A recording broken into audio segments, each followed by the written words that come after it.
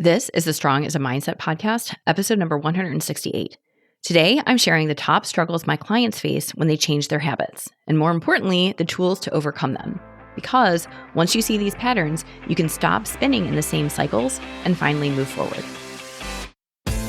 This is the Strong is a Mindset podcast, where you'll learn how to build both a strong body and a strong mind by eating, moving, and thinking. I'm your host, physician, personal trainer, certified health coach, and certified life coach, Carrie Holland. Hey, how are you? What's new? What's good? So, what's good here? Well, today I'm bringing you a top 5 list. I went through my client files and filtered out the struggles that come up the most often for them. So, if you've ever thought to yourself, why can't I just stick with this? Or why do I always fall back into the same patterns? This episode is for you. Because after coaching countless women, like physicians, lawyers, executives, entrepreneurs, what I've noticed is that there is the same handful of recurring struggles that comes up over and over again. And I'm going to hazard a guess that you'll recognize yourself in at least one of them. So today, we're breaking down the top 5 struggles my clients face, plus a bonus one that runs underneath all of them. And more than just giving you a list of struggles, I'm also going to share what to do about them so you can stop spinning in the same cycles year after year and finally move forward. And my goal here with this episode is multi-fold. So I want to normalize the struggles that you might be facing when it comes to changing your habits. I want you to know that you're not alone, and I want to offer you reassurance and hope. But I also want to take it past hope and tell you how to get through it. So I've said it before, and I will say it again here. I want you to walk away with something after you listen. I want you to feel less alone, absolutely. I want you to feel validated, for sure.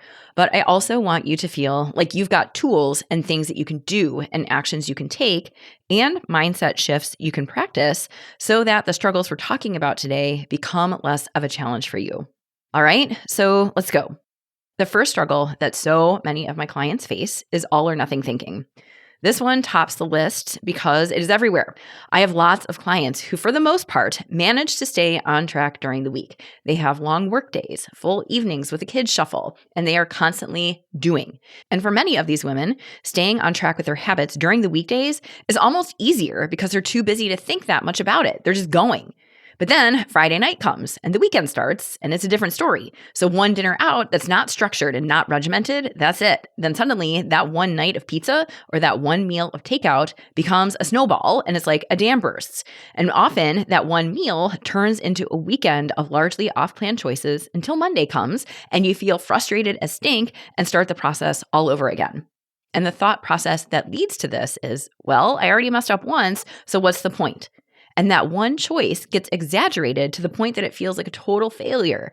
And the easier option is to keep failing instead of getting back to your plan. And that's because many of my clients are still operating under the belief that they have to restrict themselves into misery and act as a drill sergeant to themselves in order for their habits to work and for them to see results. But when they can't uphold those impossible standards, it becomes a free-for-all. And so you may see this in your own life as you are either very much on, sticking to your plan, totally adherent, no wiggle room, or you are very much off and anything goes and you're eating whatever, whenever. And this is not just with food. I see this often with exercise too. And clients will tell me that if they can't get their full workout done on their Peloton or at their gym, if it can't be the exact workout they planned, they'll skip it and get no workout in. They hold themselves to a very strict, rigid, unrealistic standard, like 30 minutes of weights plus 30 minutes of cardio, or it doesn't count. And so then if something interrupts their schedule, instead of doing a shorter, reduced workout, they do nothing at all. And this often comes from the underlying belief that a partial effort is pointless, that it's not going to make a difference, that it doesn't matter, that if it's not perfect, it's not good enough. But that just is not true. 5, 10, or 20 minutes done consistently is better than 0 minutes, okay? Consistency over intensity, always. And here's what I want you to really consider. Here are your tools and mindset shifts, okay? One choice does not make or break your progress. Really hear that. One cookie or one skipped workout does not mean you failed. It's when you let that one choice spiral into more choices that don't help you, then it becomes a problem. And despite me saying this, and despite my clients hearing this, and you might even be hearing this and nodding your head to yourself and thinking, yep, I get it. One choice, not the be all end all. Despite this knowledge, so many of you still let one choice become the catalyst for a series of off-plan choices. And this is a very hard pattern to break. Many of my clients are used to getting 100% everywhere else in their lives, at school, at work, in their relationships. So when they are less than perfect with food or workouts, they use it as proof they failed. And what's fascinating is that they use one failure as a reason to keep failing. It's so interesting. And so the work here to get past all or nothing thinking is to learn to live in the gray area. That is the space where it's not perfect, but it's also not a free-for-all. That gray area is consistent, it's also flexible, and it's forgiving. So what does it actually mean to live in that gray area? What it means is that you stop grading yourself altogether because your lifestyle and your habits, they are not a test to either pass or fail. So that means instead of saying, I didn't stick to my plan, I ate those M&Ms, I totally blew it, I failed, instead, you ask yourself, what is the next best choice I can make for myself right now?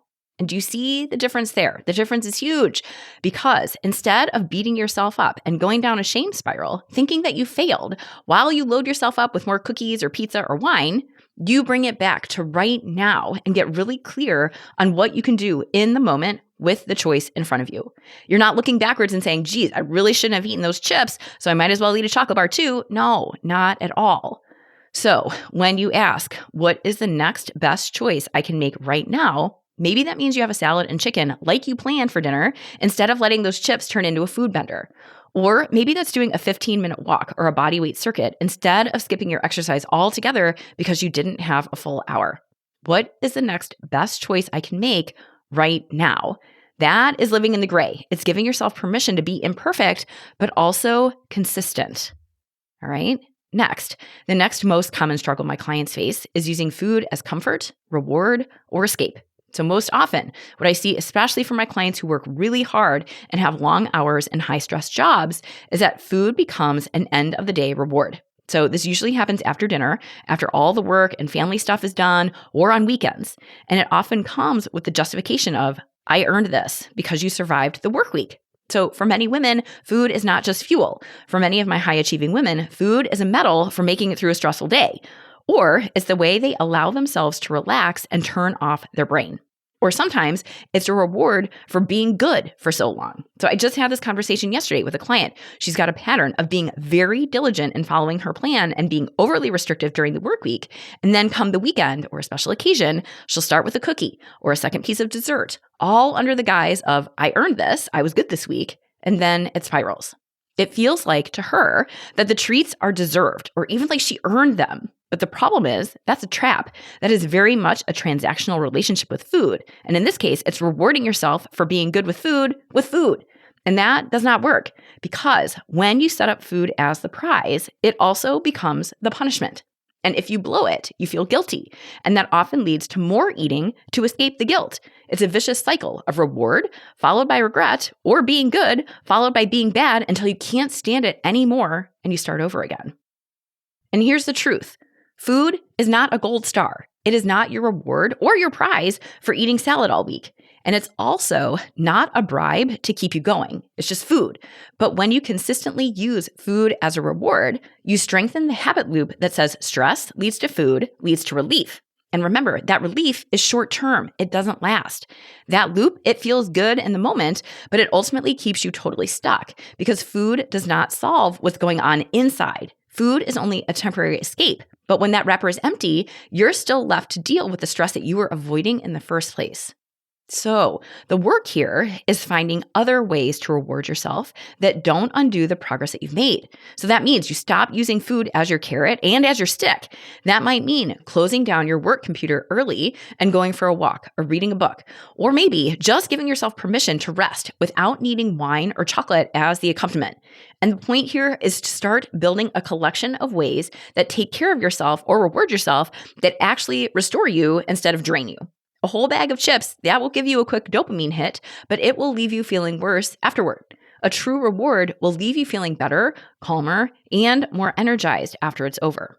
So that is how you start breaking free of the guilt reward cycle and put food back in its rightful place as fuel and as something to be enjoyed, not as your go-to coping mechanism.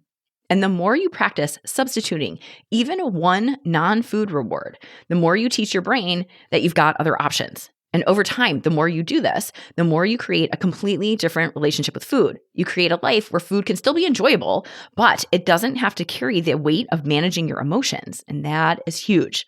So I often explain it like this. We eat for one of three reasons: a positive emotion, like what you feel at a celebration, a birthday, or vacation; a negative emotion, like stress, boredom, or loneliness; or true physical hunger. And the challenge here is being able to notice the difference in real time. And that is where simple tools can help. And one of my clients created her own litmus test, and I love this. If she was about to eat something that was off plan or in a stressful or high emotion moment, she would just step back and ask herself, if this was a bowl of broccoli, would I still eat it right now? And she did not love broccoli. So if her answer was yes, she knew it was true hunger. If her answer was no, she recognized that she was trying to eat her way out of an emotion. And it was a simple question, but it was enough to slow her down so she could pause and check in with herself and make an intentional, thoughtful choice instead of eating away her emotions. And here, this is the work: learning when food is just food and when you're using it to escape, reward, or numb. And that takes practice.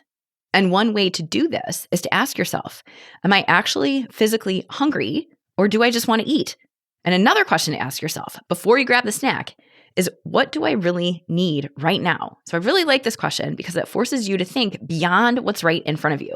If you answer the question honestly, you might find that you need to get away from your desk and walk. You might need to get away from your kids and walk. I don't know. Maybe you need to talk to a friend or take some deep breaths. And the point here is that you will only find out what you really need by asking yourself the question instead of stuffing yourself with Cheetos and not thinking at all. And the key here is building awareness by slowing down enough to check in with yourself. And the more you practice asking and answering those questions honestly, the easier it becomes to know when you're eating for reward, comfort, or escape. All right? Now, another struggle that has come up with almost every single client I have ever worked with is time, priorities, and overcommitment. So many women don't have time for themselves because between work, family, and home, they have basically penciled themselves out of their own schedules. Their calendars, they are packed with meetings, kid activities, errands, and home stuff. And they are constantly running, constantly doing, constantly producing. So their lives are most definitely full, but they forgot to leave room for themselves.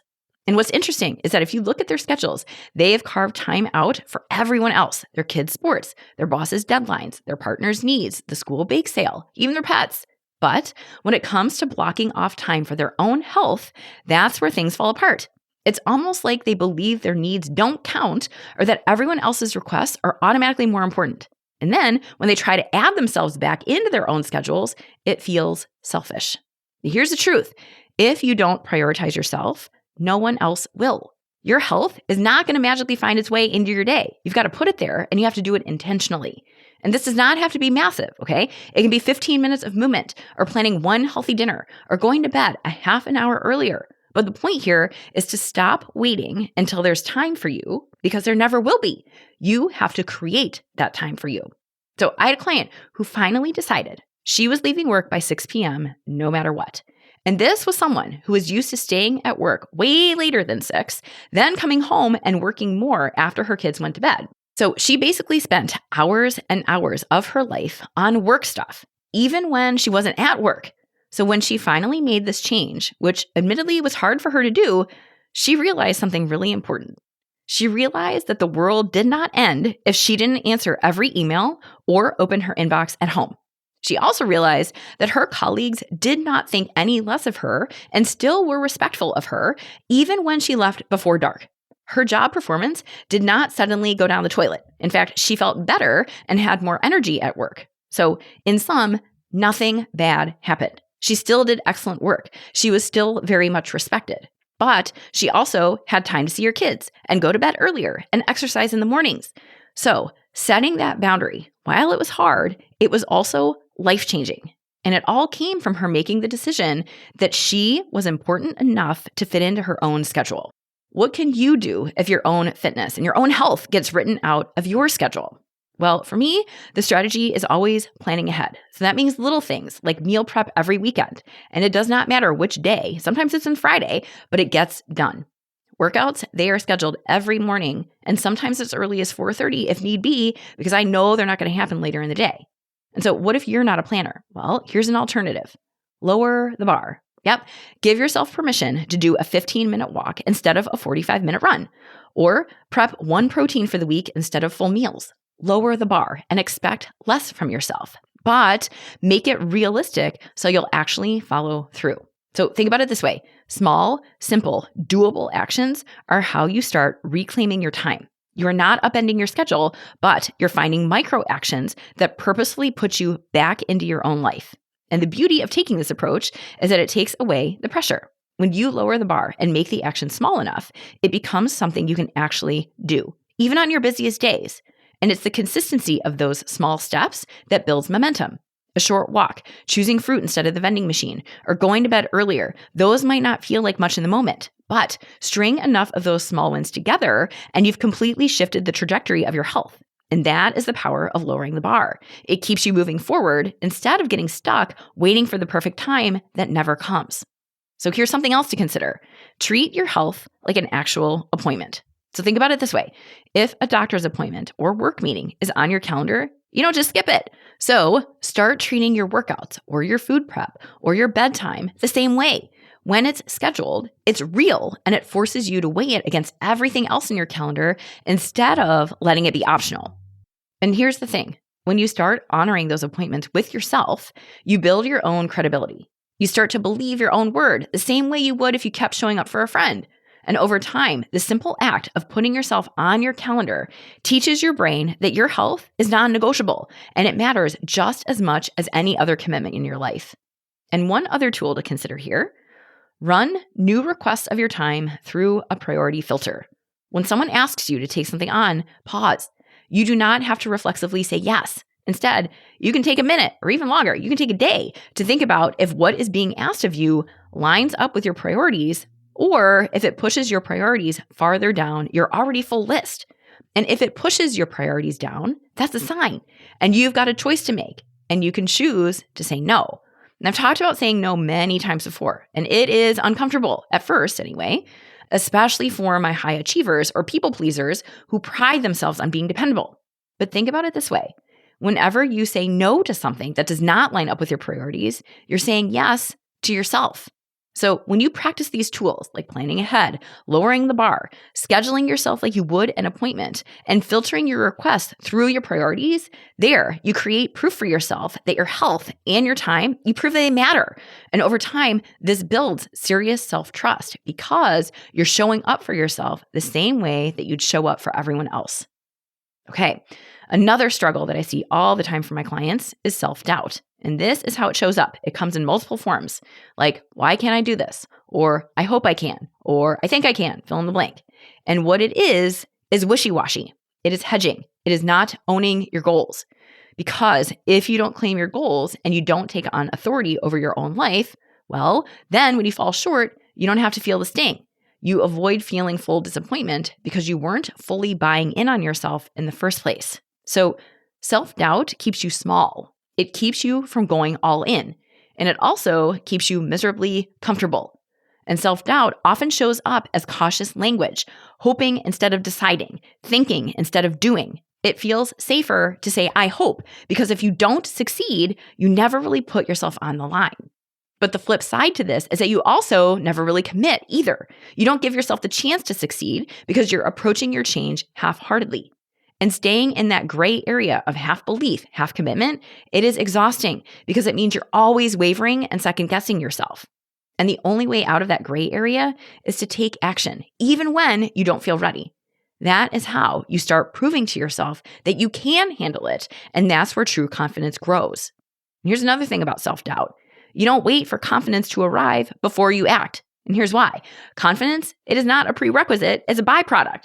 So you build confidence by doing the things that you're scared to do, by keeping promises to yourself, and by proving that you can, in fact, handle discomfort. And every time you do that, every time you follow through, you're building that self-trust. That is how confidence grows. So now, what do you actually do when self-doubt shows up? How do you manage it?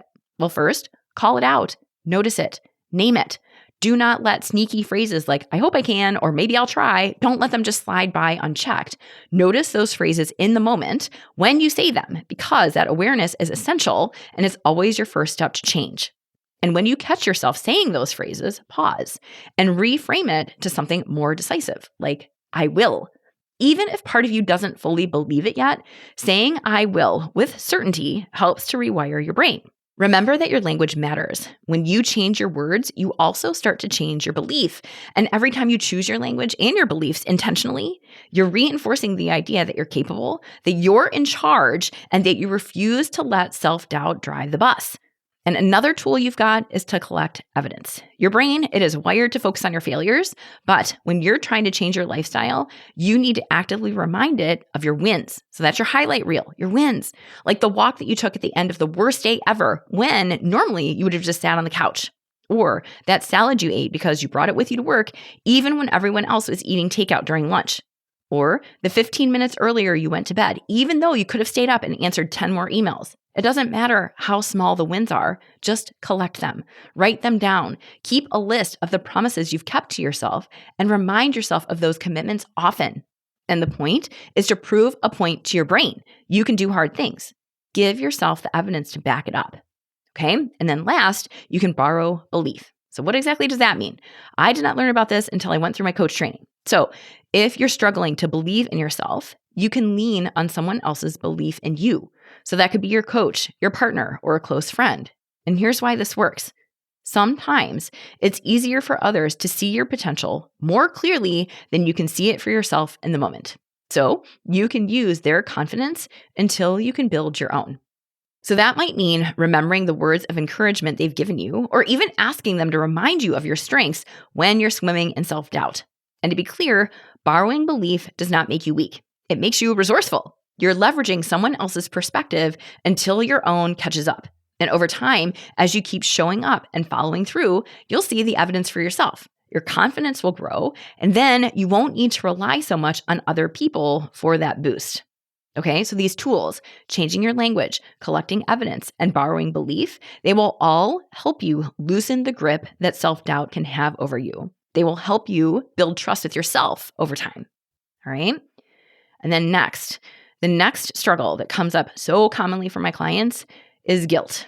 And if I had $1 for every client who told me she felt guilty for exercising, for going to bed early, for not having a glass of wine with her partner, I would be a very wealthy woman. So my clients have guilt for working out. They have guilt for saying no. They have guilt for being at their jobs. They have guilt for taking any time for themselves. And I don't think that guilt is going anywhere anytime soon. As long as women are juggling both career and family, and our culture continues to see women as caregivers who are meant to take care of everyone else at the expense of taking care of themselves, that guilt is not going anywhere. And the problem is that guilt is heavy, it is thick, it is well worn, and it stops so many of my clients from doing what they really want and what they really need to do in order to take care of themselves. The guilt of taking even a half hour to work out instead of being with their kids is so great that many of my clients crumble under that guilt and skip it altogether. And while it's a choice, it often feels bittersweet in the moment and worse later. Or the guilt of not wanting to upset someone by not eating the same food everyone else is eating at lunch, or declining a piece of cake that your mother-in-law made because you know how she prides herself on her food, or the guilt of saying no to a glass of wine at a work dinner because you think someone is going to feel bad if you don't drink. These are the things that come up all the time. And this kind of guilt is absolutely standing in your way of forward progress. In fact, it keeps you running in circles. So what do you do with that? So the work here is learning to accept that guilt and move forward anyway. And that means understanding that guilt is not a problem you need to eliminate. Instead, it's an emotion you need to allow. It's part of being human. It's part of being a woman who wants to do more and be more, and waiting for guilt to disappear before you take action will keep you stuck forever. So the goal is not to get rid of guilt because it's not going anywhere. And instead, it's to learn how to carry that guilt with you without letting it control you. And that means you don't push guilt away or pretend it's not there because that only makes it louder. Instead, you acknowledge it, name it, call it out. So you let guilt be there with you, but you don't let it be in charge of you. And there's a big difference. You're not being led by guilt. You're just giving it space. You're letting it take up space in your brain, but you're not letting it shut you down. And in doing that, by giving guilt space in your brain, you remind yourself of this essential truth. I can feel guilt and still be a good mom, wife, or daughter, or coworker. I can feel guilt and still show up for me in my own life. And the act of allowing these feelings instead of fighting them, that creates safety in your own brain. So allowing guilt to be there with you shows you that emotions are not emergencies. They are feelings. That's it. And when you treat your feelings that way, as just feelings and not an emergency to be solved, then they start to lose their power in controlling your behavior. And then you can keep making choices that align with your values, even when emotions like guilt are present. So I have had clients make some massive shifts here. So I can think of one client in particular who had a really hard time justifying to herself taking 30 minutes from her already packed evenings to work out instead of being with her kids at that time. So she had a treadmill in her basement, and all she wanted to do was get a short run in. But the idea of taking this time for herself, away from her kids and her family, that was super difficult for her. And so I asked her a few questions, like how she felt at the end of the day when she hadn't done anything for herself and hadn't taken that time to exercise. And her answer was telling. It was one word: empty. So then we talked about the days when she did take that time to work out, and it was a very different story. She felt fulfilled, energized, she felt focused, and she even said it. She said, when I walk upstairs after my workout, I can handle the spilled juice. I can handle the dog poop on the floor. I can handle the missed carpool and a need for a ride to soccer practice. I am a better person when I exercise, for me and for the rest of my family. And there it is. That's it. That is what I reminded her of every time she wrestled with the guilt of taking that time for herself to work out.